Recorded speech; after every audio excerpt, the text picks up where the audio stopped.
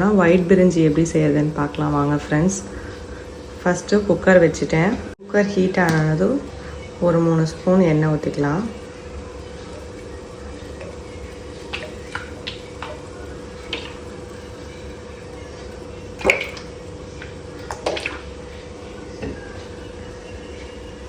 எண்ணெய் ஹீட் ஆனதும் ஒரு பட்டை, ஒரு பிரியாணி இலை, கல்பாசி கொஞ்சம் ஆட் பண்ணிக்கலாம்.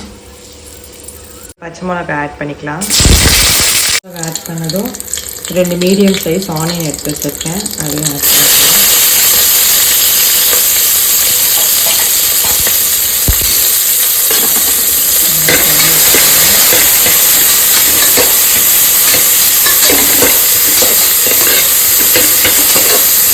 வதங்கினதும் ஒரு 1.5 ஸ்பூன் இஞ்சி பூண்டு பேஸ்ட் ஆட் பண்ணிக்கலாம்.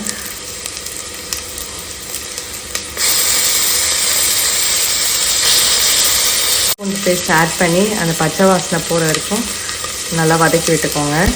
பூண்டு ஆட் பண்ணி பச்சை வாசனை போனதுக்கப்புறம் புதினா ஆட் பண்ணிக்கலாம் ஃப்ரெண்ட்ஸ்.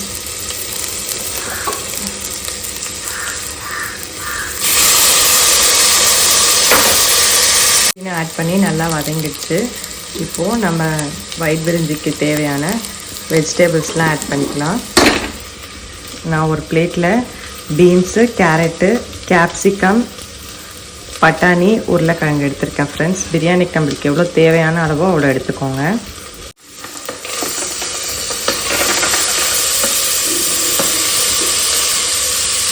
வெஜிடபிள்ஸ் ஆட் பண்ணி நல்லா வதக்கிக்கோங்க. நல்லா அந்த எண்ணெயிலே ஒரு 2 மினிட்ஸ் வந்து அந்த வெஜிடபிள்ஸ்லாம் வதங்கட்டும். உப்பு தேவையான அளவு சேர்த்துக்கோங்க. வெஜிடபிள்ஸ் நல்லா வதங்கிடுச்சு ஃப்ரெண்ட்ஸ். இப்போ வந்து நம்ம இந்த டைமில் இதுக்கான தண்ணியை ஆட் பண்ணிக்கலாம். நான் இன்றைக்கி 1.5 டம்ளர் வந்து அரிசி எடுத்திருக்கேன். இப்போ நம்ம அதுக்கு வந்து 2 டம்ளர் வந்து தண்ணி வைக்க போகிறோம். ஊற்றிக்கலாம்.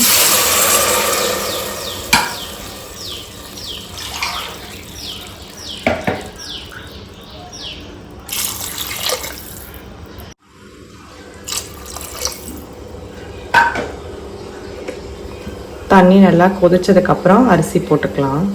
தண்ணி நல்லா கொதிக்குது ஃப்ரெண்ட்ஸ். இப்போ வந்து நம்ம அரிசியை ஆட் பண்ணிக்கலாம்.